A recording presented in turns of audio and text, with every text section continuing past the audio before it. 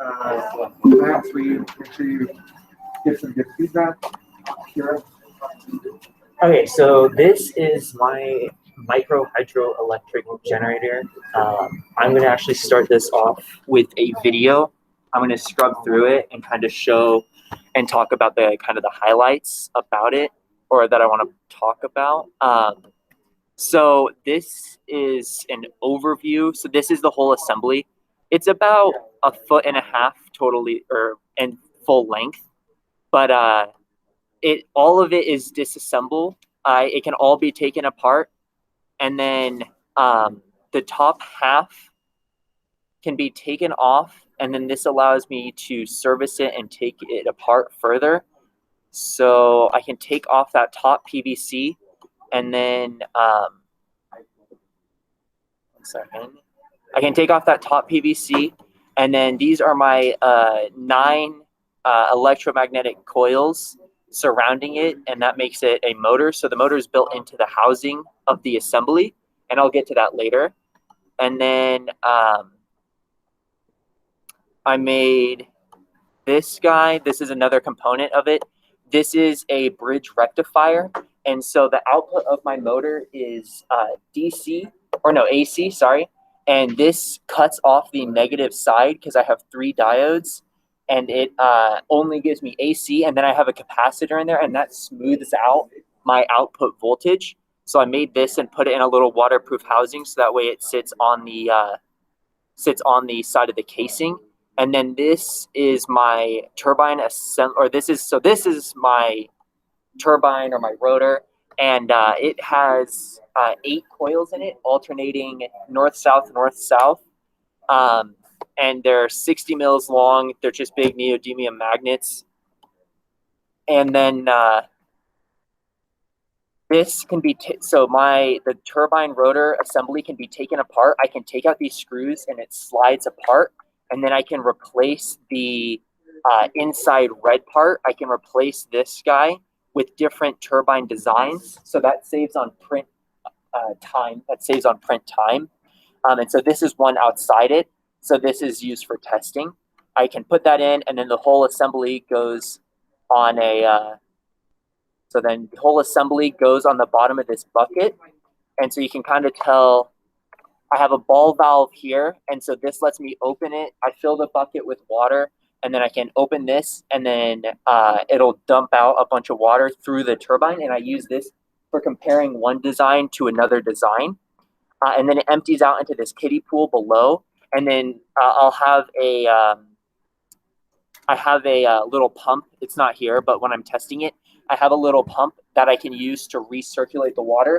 So when I'm testing averages of 5 times, I'm not needing to use an insane amount of hose water. I just fill it up once or twice because some does leak out. But anyways, and then this would be the whole assembly. So I have 3 buckets, and the top one has a funnel in it, and that's to try and increase the amount of water going into the turbine.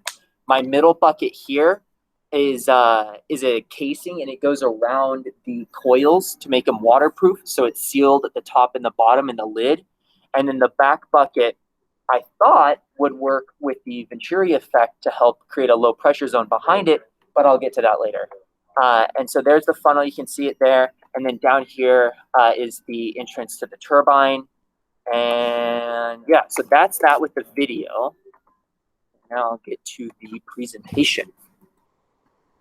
Okay, so I wanted to make a turbine that could be used in a low head environment. So a lot of almost every product that's out there that you can buy right now requires head or an elevation change.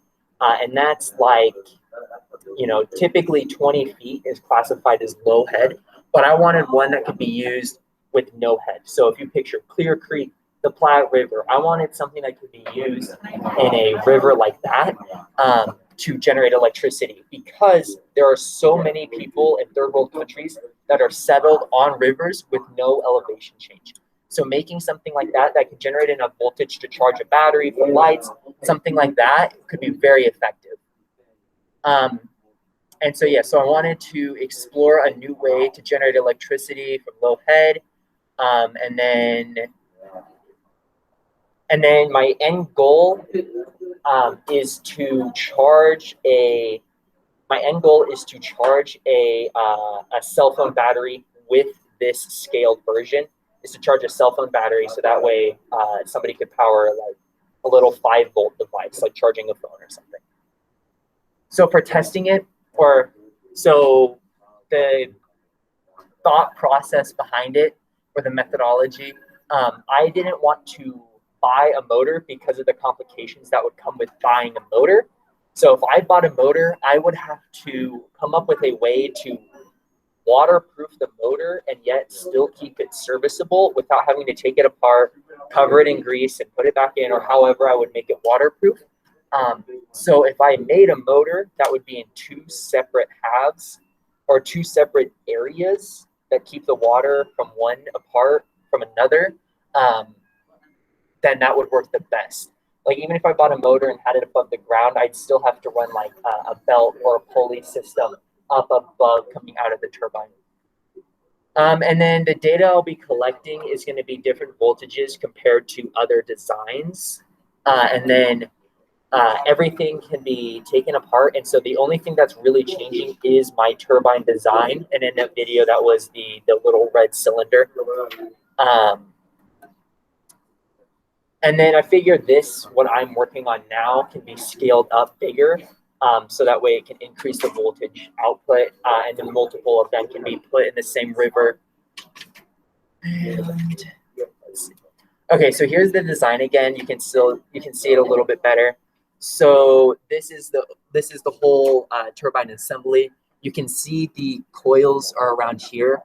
There are 9 coils, 200 turn of 28 gauge, and they are around an iron core to make how strong they are even better, or make them even stronger with having them around an iron core than a plastic core. And then I just have them held into this casing. So this white ring around here is on the bottom too, and it slides in there. And then I just have a hose clamp holding it all down. Here's the 3 buckets you can see, and then there's the turbine and the front bearing block.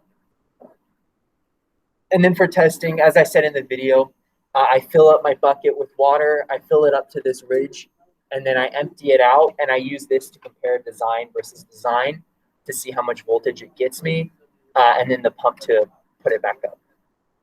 So what I did for getting a relative or a relation to RPM to voltage, because the turbine design doesn't affect the voltages, it only, the turbine design doesn't affect, the turbine design won't change the voltage at a given RPM. The turbine design just gives me certain RPMs. So I spun it with the drill, and I spun it with the drill so that way I could measure speed using a tachometer. And then I just marked my voltage at a given RPM.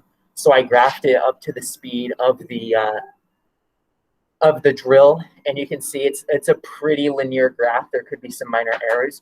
And then for amps, I don't have a way to put it under load yet to see how much power I'm generating, but that's something that I could consider is making a sort of dynamometer, something that can tighten around the shaft, but that's something else. And then when it came to testing using my water tower and testing 3 different designs, I tested 3 principles. So I used a wing profile, and so this had an angle of attack, so like a pitch like this, of about 13 degrees. And then it has the same principle of the area on the top of the wing is longer than the bottom. And that got me an average of 5 volts. And then the boat propeller design is basically just a boat propeller. And it works on the idea of no blade overlap and a kind of steeper pitch. So the blades kind of sit like this. And then they were long up. So this red shaft here, from the back here to the front, is 60 millimeters. And the blades here go up 35 millimeters. And that's a lot. And then this one goes up the same 35 millimeters and is the same profile, but this has overlap. And the jet ski, I thought would give me better voltage because it has a greater area. And when in my research, area affects the performance of these blades. That's why if you see like jet ski propeller designs versus boat propeller designs, jet ski propellers have a lot more wings and they have a lot more overlap, about 10 to 12%. And then, so I tested these designs and then I went to test it in the creek. I used my boat propeller as it gave me the greatest voltage. My first test in the creek did not go well. It was kind of rushed, but it was, we thought, me and my mentor and my dad thought it would work okay-ish with this design. It did not. So I had the weights on the top. So, okay, so I have my 3 buckets here, and then I have 2 rails on the top and the bottom, and that's to hold everything together. And then I have weights. I have 2 50 or 2 25-pound weights on the top, and that's to try and help sink it. That wasn't enough. And then the ropes that went up to the bridge. So I tested it at Clear Creek right at the end of the RV park. I tested it right at the end of the RV park. And I used that bridge, and these ropes stretched way too much. So we were having to stand there, and we couldn't really get it positioned as it was just kind of floating around. So it was more buoyant than the 50-pound. What? Yeah. So yeah. Is that, you think, where do you think that buoyancy is coming from? So that's coming from the sealed middle bucket because there's so much. The airtight middle bucket. Yeah. So that's to keep my electronics dry, but it also adds an insane amount of buoyancy to it. Yeah. So I have redesigned this metal structure, and I basically made an exoskeleton. So I have these 2 bars and one on the bottom, all connected with rebar that I welded around. So it's this big like tube, and I can slide this my bucket structure in it. And then on the bottom, I now have 20 pounds. So I have 4 5-pound weights on the bottom of this this rail here, and and then I have my 2 25 pounds on the other side. So I have one here and then one here, and so I have those on the side, and so that adds. I added about 30 more pounds because of all the weld, all the rebar, and the other beam. Adding all that, 30 plus the fit, so that's 80 pounds. So that's enough to sink it. And I want to add here, I didn't update the slideshow, but yesterday after I got off work, we tested it in the creek again, me and my dad. And this time we were just looking for movement. We were just looking to see if the turbine had spun. And what we found was the back bucket was actually hurting us. So I thought Venturi Effect, you have a low pressure zone behind it, and it kind of symbolizes, like if you picture the side profile of this, we have a large opening in the front, and then it tapers down to my turbine, and then it opens back up. I thought that would work. Water isn't compressible, and for the Venturi Effect, you need the gas going in to be compressed. That didn't happen, or that doesn't happen. So it wasn't able to shoot out in a low pressure zone and get kind of sucked out. So I had yes. Yeah. So I had taken the back bucket off, and then I got some movement. Still inconsistent. So that's something that I need to work on. But it was movement. It's not a usable. It was kind of inconsistent, but it's better than nothing. And then now I have a lot of results. So there's a lot to go through. The turbine kind of test, it's a proof of concept, and it's a prototype. So what I am going to look into more is having a bigger front funnel to really maximize the amount of water going in. I think I'm just not getting enough water right now, because with the small 5-gallon front bucket, it's the wrong way. With the small 5-gallon front bucket, it was some movement, but if this is double the size, I'm expecting a more consistent movement, even with the back bucket off. So yeah, so I expected the jet ski propeller to work. It didn't. What did I say? So yeah, so this is where the pitch or the height of the blade comes in. So my whole red centerpiece is 60 mils long, and the blades go up 35 mils, and so that causes the pitch or the steepness of the blade to be very high. So what I'm doing is I'm making another turbine that goes up 20 mils. So the blades are a lot shallower. And so that'll increase my generated voltage because there's more water having to hit it at a sharper angle. And then comparing it to, so I think that with all of these blade designs, even though I am just changing the blade design, a small aspect could affect it in large ways. So like I said, so the pitch, the area, the length of the blade, and the profile are all things that small changes could have large impacts on. And then something that I want to look into, probably don't have enough time to, but if I were to continue this another year, there's other turbine designs that are used in the Hoover Dam called Francis turbines, and they have wicket gates, and these are little vanes that move and adjust the water going into the turbine. So that's something that I could incorporate on the front of mine, would be some sort of vane to direct water.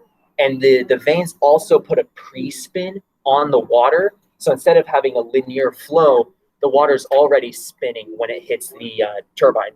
And so that helps generate voltage, or that helps increase the velocity going in and the velocity coming out, generating more voltage. So possible errors. So like I said, when I tested it in the creek the first time, the way of mounting it didn't work. That's been redone, and I don't actually use the rope anymore because it weighs so much. Me and my dad, we just stand on those rocks and we can just kind of lift it and set it in the river and it doesn't move. We still have a rope going up to the bridge and to it, so if it were to turn sideways and get pulled away, that rope's there to hold it. Like I said, so the weights wanted to sink to the bottom with when I had the 25 pounds on top. When I was actually putting it in the creek, or no, after I had tested it and I said, okay, I got no voltage, I took it apart and I found something had broken. So I was thinking, so because of how it had broke, the turbine assembly, so my two PVC halves were like this, and it was pinching my turbine, potentially ruining my my tested results in the creek that first time. Because you went from a vertical design where there was no left or right forces. Yeah. Now you went to a horizontal design. Now you've got buoyancy. It wasn't strong enough the first time I put it, because that shouldn't totally affect it, but it wasn't strong enough the first time I built it, so it had broken when those side-to-side forces acted on it. Hold on, go back. Yeah, sorry. You said the middle bucket seal. Yes, yeah. So my middle seal bucket didn't work to keep the waterproof or the electronics dry. When we pulled it out, it was like filled over halfway with water. So all of the electronics had gotten water on it. They're all fine now, but that said, it just completely invalidated that first test. Like I walked away with some knowledge saying, okay, how can I make this better? But still I didn't get the voltage that I wanted. And so that filled with water. And then my hypothesis hasn't been met. I haven't been able to charge a battery. So what I said was, so with what's researched, so like with what I've tested and what I've researched, the shallower angle blades, so like having 3 blades like this staggered around the center, would help a lot better instead of having 3 blades like this, which is what I currently have.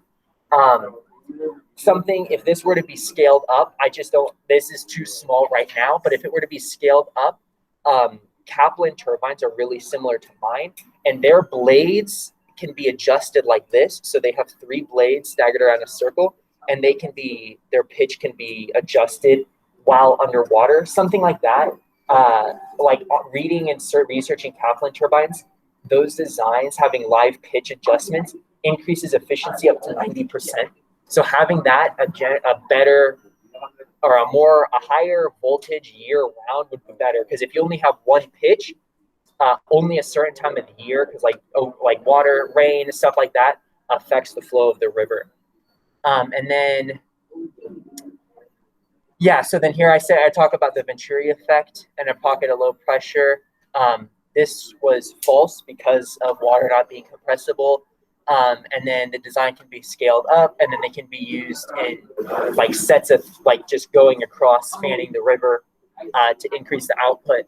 And then I said I could consider working with, like, if this were to be researched more, it could be I could work with like organizations like Peace Corps and stuff like that to locate villages on rivers who don't have electricity, and then this could be implemented there. And like something that I said is like the goal would be to have a revolving subscription service almost. So we have these in the river, and then somebody owns them. They rent out like car batteries or something like that to people in the village. They charge those car batteries, and then they can use those car batteries to power lights, heating elements, boiling water, any of that stuff so any of that stuff, like for charging flashlights, lights in the house, for heating out, something like that. So that's something that it could be used for. But yeah, that's it. I'd love to hear your questions. Well, let's give him a round of applause. I guess I'll go first. Yeah. I have one question. Yeah. Say like spanning across multiple river, could you like set them back to back as well? Like you have one turbine feeding into another turbine. Possibly. I think that would give diminishing results though, because if the design is really efficient, the water coming out of the back of the turbine is going to be very slow moving, and that would go into another turbine, and so that would maybe that other turbine would it, but if anything, it would hurt and create a lot of back pressure behind that first turbine, really hurting my output. Yeah, because so if this is the river, they would go like this. So the turbine would be sitting here, and then they would go like this. I wasn't sure how much. Yeah, sorry, that's kind of hard to describe. No, I see.